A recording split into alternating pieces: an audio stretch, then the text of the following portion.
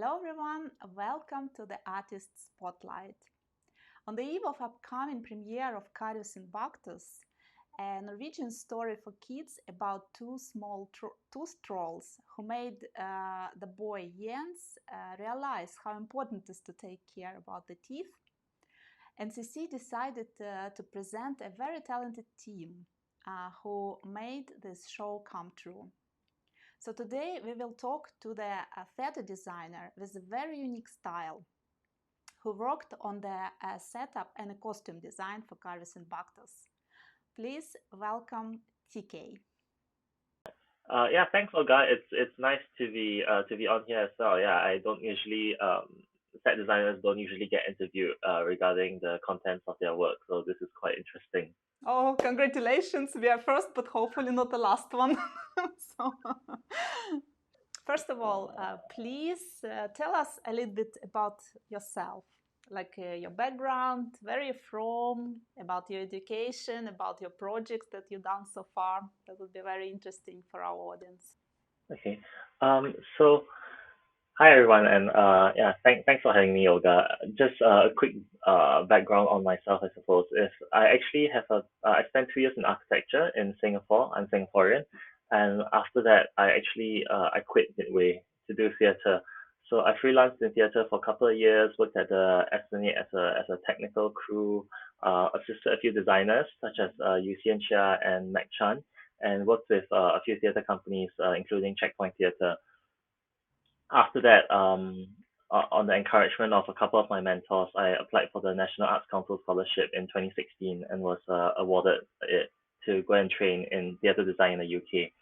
I trained at Royal Welsh College from 2016 to 2019 and graduated right before the pandemic hit. But before the pandemic, there was the Limbri Prize for Stage Design, which is the most prestigious national competition for stage designers, the fresh graduates.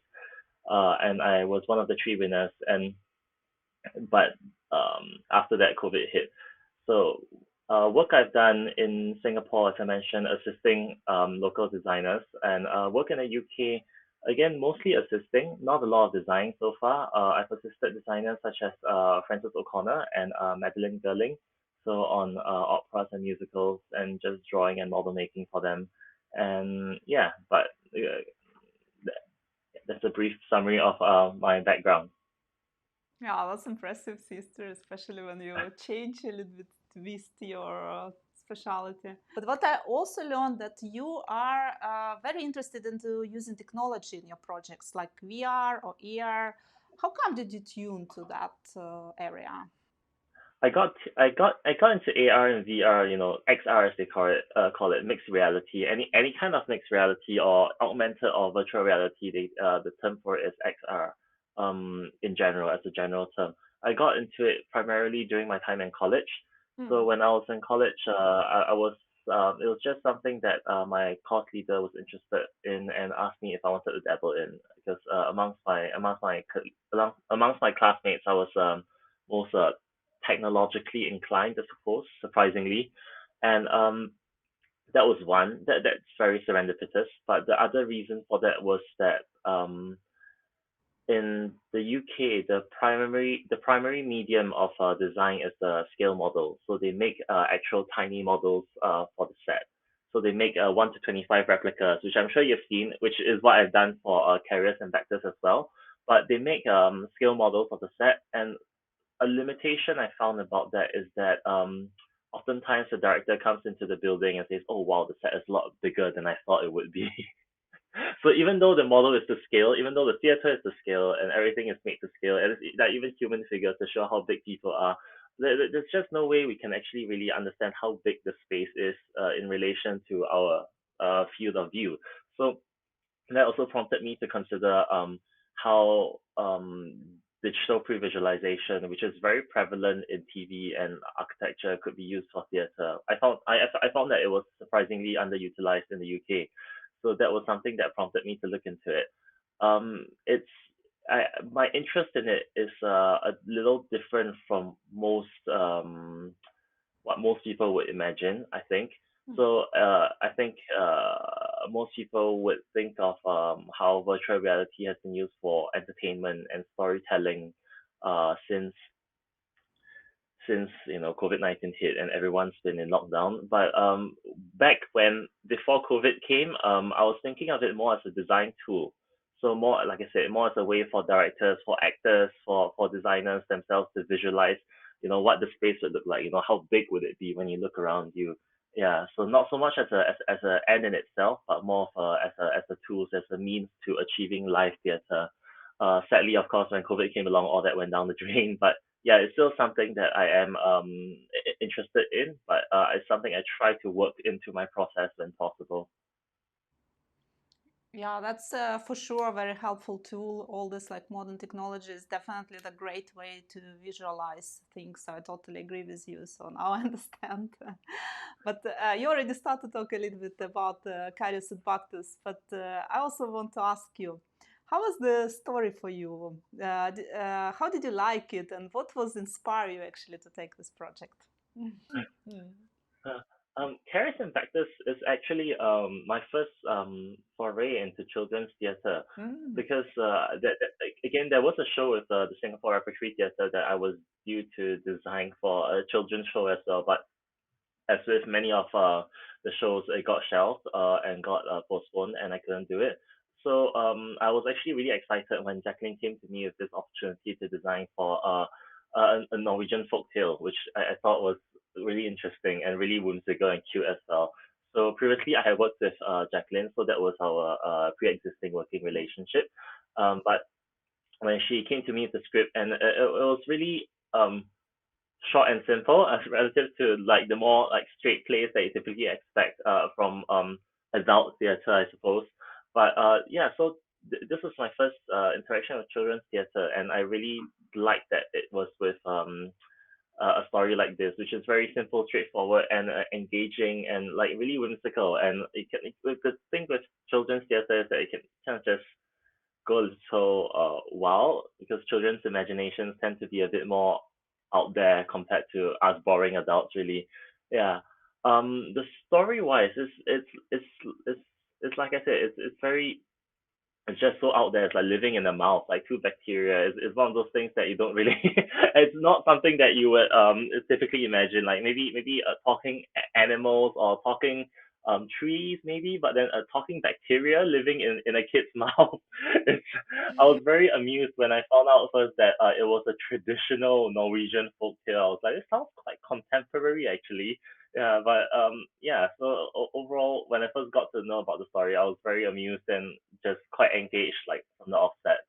Mm. Yeah, that's true. This is actually a quite unusual story, but this is iconic story for many generations of Norwegian people because the book was published in 1949, and the first cartoon coming out of that in 1955. And only in 1986 it was translated into English in US. And now actually NCC bringing it to the Asian market. So it will be, some shows will be in English and some will be in Chinese for the first time in the world. So we are very excited to do that. But dealing with that, I have a question. So the story was pretty set up, it's like, it's iconic.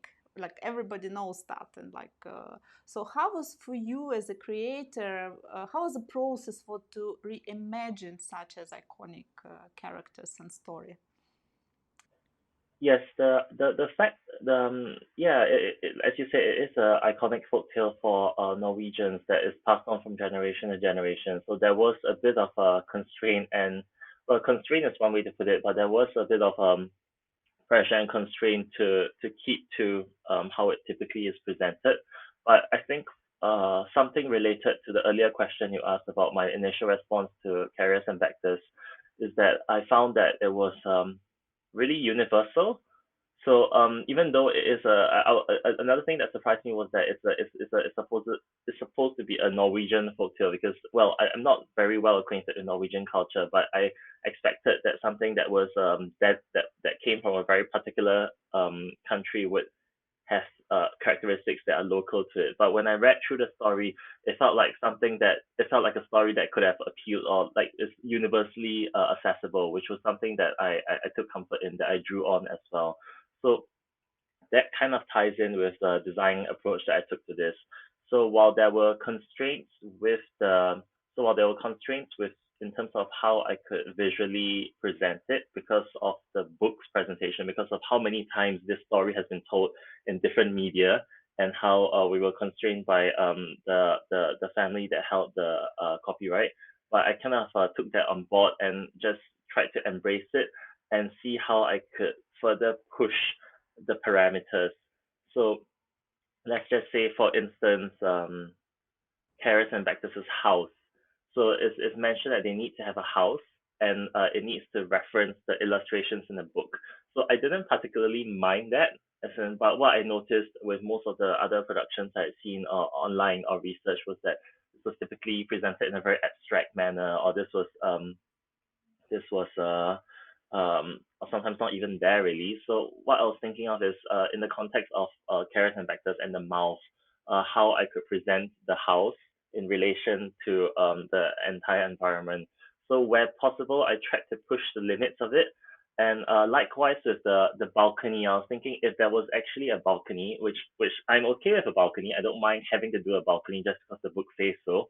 But if there was a balcony, where could it be on the mouth? Initially, I was thinking the balcony could even be hanging from a teeth, from one of the upper row of teeth. And so the general gist of it was that I just tried to ride along with whatever already had been given. So instead of trying to, reinvent the wheel, I just tried to go along with the existing visual material I had and just see if there were any ways I could further um, dramatize it or accentuate it. Yeah. Yeah, that's absolutely a great story, because I saw the probes and I saw like initial story in Norway. I saw that, of course, with my kids, and that's amazing job you did. So it will be like the whole mouse on a stage, all 32 or how many mouse will be presented there, and it will be the real house. So it's a great job, and I guess it took from you some efforts to do that, actually, and probably technology helped you a lot to design that, right? Before you said already that Karuis and Baktus is a story for the children, and basically for very young Mhm. children. It's like for youngest age, which needs to learn how to take care of their teeth. It's a very nice story, which is teaching them that way. But and you already answered how you kind of take this audience into in mind. But as I already said, we have we bring first time Karuis and Baktus into Asia. So did you have something in mind to appeal to the Asian audience? And to be honest, when I first came across the script and the audience, like I mentioned in one of the earlier questions, it didn't really feel like it needed much recontextualizing. I think the fear of dentists is universal. So I think everyone is scared of going to the dentist. I mean, I am at least. Whether it's Asian children, an Asian audience, or a Western audience, or any audience, I actually thought that this fear of dentists and this concern about your dental health is quite it's quite universally accessible. So I didn't really need to think about how to um, or tweak the design to speak to a Singaporean audience in this instance. It was really more about just creating that sense of immersion to kind of really convince the kids that that we're in someone's mouth, that we are in your mouth. Yeah. So I thought that was mainly the fun bit. Yeah. But I, other than that, the design was not tailored to a particular audience. I get where you're coming from in terms of the cultural context, but most of it was I mean, especially the way the trolls were having fun and were eating sweet bread and eating sweets. All this stuff is I think maybe these differences in cultures tend to show slightly later in life. So I guess at that age, I think most children can still relate fairly easily to two trolls having fun in the mouth and eating like sweet stuff and enjoying themselves. So no, cultural context didn't figure that heavily in the design process. Yeah, cool. So hopefully then it will be super easy for Asian Singaporean people to digest this story, and it will be super clear actually to understand what is the meaning behind that. Because if you ask any Norwegian kids or even like Scandinavian kids, they will definitely tell you who is Karuis and Baktus and why they should brush the teeth twice a day. So hopefully the audience here will also understand this idea very well. Cool, cool. But I know that now you are like at UK, right? It's early morning there, and so from that perspective, you're working here in Singapore and you're working now in UK. So what do you feel any difference in a Western and Eastern approach to the theater design? How's this world connected? So that's an interesting question because there are a few quite distinct differences between the way set design is approached in Singapore and in the UK, at least based on my limited observation over the past several years. But this kind of starts right from the beginning. So what I've observed is that in the UK at least, the design job scope, the design process tends to be a lot more director designer focus centric. So it's one to one, kind of director and designer sit down together, decide what the design is going to be, and then go through a design process. The design is out. Day one of rehearsals, the design is presented to the cast, and the cast has usually no input, hopefully, on the design, and then the design gets realized, and the cast work around it. So what I noticed is that in Singapore, the process tends to be a bit more organic. So it's a bit more multilateral, which could be for better or worse.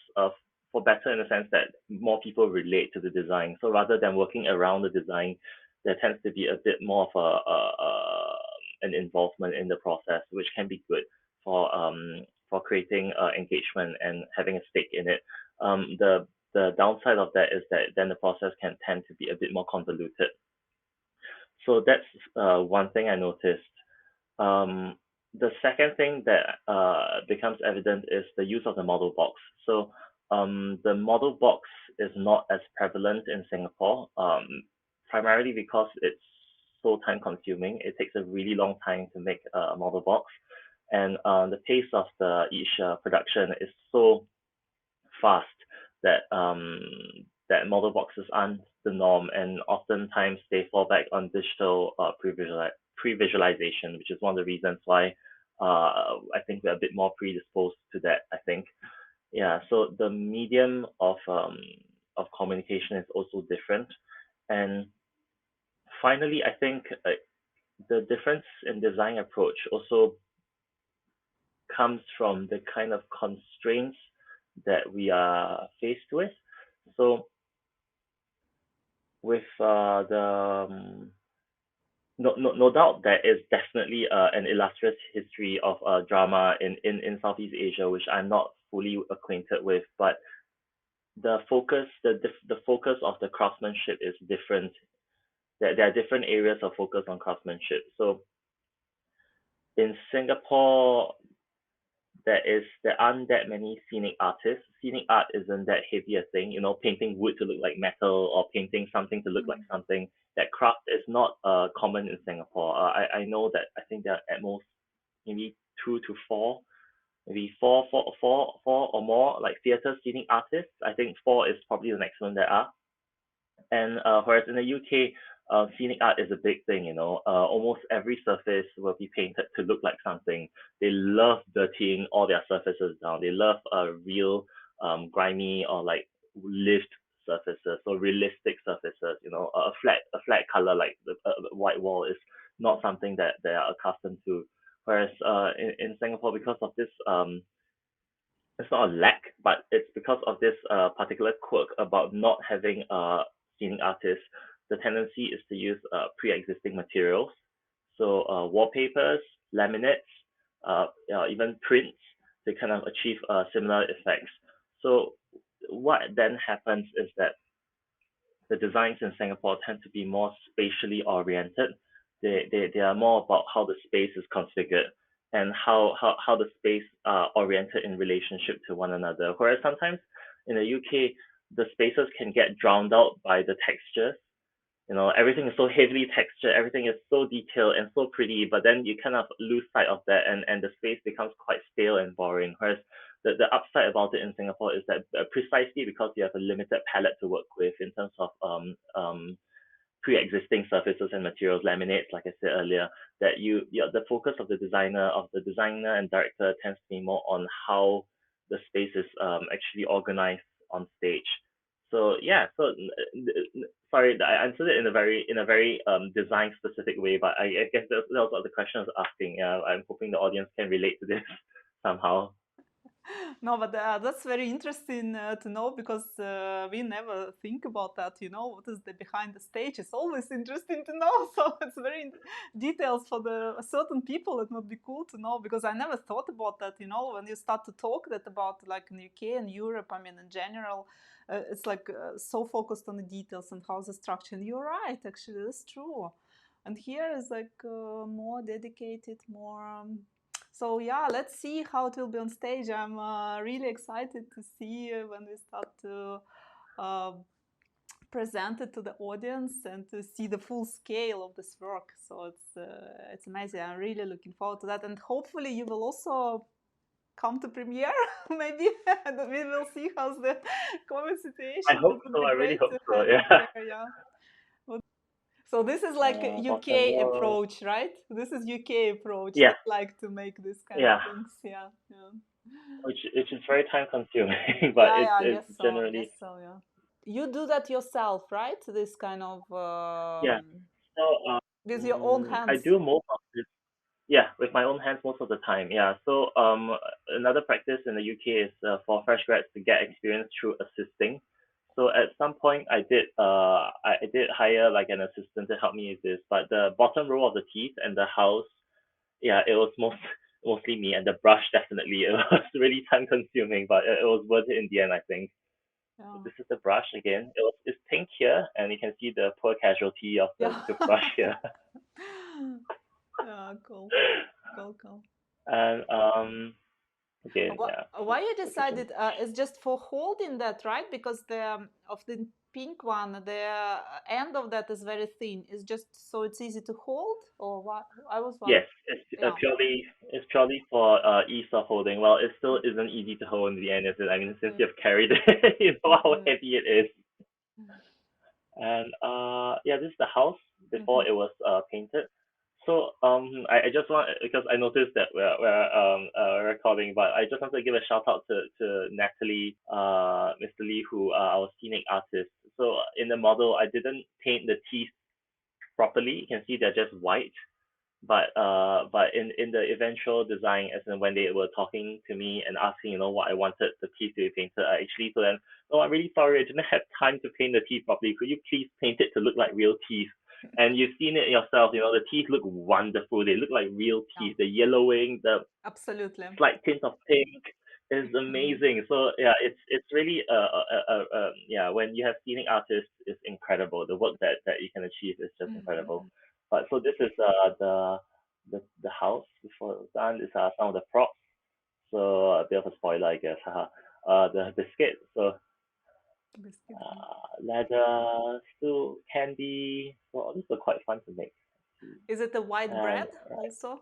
White bread line there? oh, the bread was made from foam, and I basically painted it brown and just dry brushed it, and then maybe added for the crust, just made it a little brown. Yeah, I was thinking, wait, but in the script they said bread soaked in syrup, so I was thinking, okay, syrup, so probably a bit brownish, so not, and probably I know in it will probably be toast potentially rather than white bread. So I just made it a little browner instead of just like pure white, which also looks more visually interesting. Mhm. You can see the toothbrushes, no, not the toothbrush, the paintbrushes in the background. Yeah, the railings. So this was the process, and then the tongue. Amazing. Yeah. Oh, hanging the top row of teeth was a nightmare. So I know this might not be something that audiences might be interested in, but like making this is part of the pains of making a model, I guess, is that in this case, we wanted the teeth to hang at an angle. So making it in a model was an absolute nightmare. You can see all the little hooks I had to attach No, that's and hanging them at the same orientation because they're supposed to be mirrored, right? You have the curve on top and you have the curve below. Mhm. And eventually, this is how it turned out. This is again earlier. So railings have been painted, a hammock, and a toothbrush. Yeah. Sweet memories, right? I can't believe it's almost a year ago when I posted this out. So it's quite yeah, it's quite something. Um, all right. Yeah, it was good. It was a good process. Alistair, Alistair, who used to be our technical manager, he did an amazing job managing the construction of this. So I posted the model over, and he helped me facilitate like communications with the contractor, which can be quite tedious. But sadly, he's had to move on from the project because of the postponements and the reschedulings. Yeah, so this is what the teeth initially looked like. It was just a block of styrofoam. After that, they carved it down to a basic shape of the tooth. Yeah, when I saw this, I was like, this is not how it's going to look like, right? And they're like, no, no, no, no, no. This is just this is just the Wow. beginnings of it. Yeah, this is our technical manager for size comparison, and yeah, so that was what it initially looked like. After that, then it started to look closer to what was in the model. So I to see it coming together. Yeah. So earlier you mentioned like the use of technology in this. So this is one instance um where technology would have actually been quite difficult to use because like with software modeling software, it's quite easy to model simple like rectangles or like cubes and stuff. But when you have something organic like teeth, like Mhm. it's very hard to model it digitally. So this for this process I actually did it almost exclusively by hand rather than on the computer. So it Mm. was in fact after I did it by hand, I got the rough dimensions in my mind. I did it by hand, then I took photos of it to put onto the computer to then draw to trace off the computer. So it was a very different a non-digital process in this case. So more photos of the teeth, and then eventually I think they started painting it. So this is where we see Mr. Lee and Natalie's scenic work, which is incredible. Mm. Again, Alyssa for scale candy, giant candy. Oh, it looks authentic, really, like real teeth. Looks amazing, yeah. And finally, let's see, more photos. Mhm. Anything new? This is the tongue, the floor, the teeth Mhm. on the floor, and the stools, and some of the props. Mhm. But And you were here in Singapore, right, when the work was done, or you were already yeah, in UK? uh, no, I was here in Singapore for part of this. So when they were just finalizing or finishing the build, I was here for it. And some more fun stuff. The biscuit Biscuit, yeah, yeah. and and the roof and the toothbrush. Yeah, it's humongous. So it's been wonderful just seeing how everything's been slowly getting realized, and the bread and Mhm. chocolate bar. But you also said that you were partly right here in Singapore during the production side. How was it to manage the process actually remotely? Was it easy for you, or was it okay nowadays? Mhm. So the upside with the UK method of working, with the whole like detailed model box and then like kind of then everything's off the model is that it it it enables clarity of communication. So one thing that I like about the model box, even though it's so time consuming, is that you can literally just send it over and then say, this is how it's supposed to look like. And when you have the model box, there is no running away from how it's supposed to look like. Because before that, I mean, before I came here to train, I did do a bit of set design here and there. So but and one thing I encountered quite frequently was that the contractor would understand something differently from I did. So I'll say I want it to look like concrete, and then they'll give me a different kind of concrete, or like I give them a photo of a concrete, but their computer screen will show it in a different color. So with a model, it actually it prevents that. So everyone is referring to the same model. There is no running away from how the teeth is supposed to look like. So I found that quite helpful. So and of course, Alistair being there really helped with making sure that the process was smooth and well managed. Yeah. So working remotely, I think the important thing is really communication. In this case, I think the model helped, posting the model over helped, and having a good person on site. In this case, Alistair, who is the technical manager for this part of the process. Actually pitched to Jacqueline where I told her, let's make this a bit, this is the opening show for the NCC, right? And we wanted to kind of like start with a bang. So we're thinking let's make a big statement, and especially since we're in the Drama Center Theatre, which is huge. I mean, it's not as big as the Esplanade Theatre, but it's still a mid-sized theatre. And honestly, if we had put in, it couldn't be a black box set. So that's how we kind of decided to go for this level of scale. So a black gauze narrator, just figures showing specific moments in the play, I suppose. So you can tell actually from the initial storyboard, the house wasn't there. I think there wasn't a house. It was only later on when I learned about how well for how particular that the family was about how the story is presented that I put in the house, which honestly I think has been for the better. Like the house is wonderful, and yeah, more storyboard. Yeah. Yeah, very cool.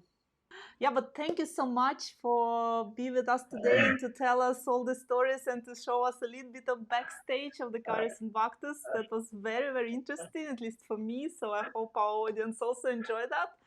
And yes, thanks for being with us today. Thanks for having your time. And we wish you a lot of projects, great projects, interesting projects, inspiring projects in the future. And hope to see you and you guys in our show in February. Thank you.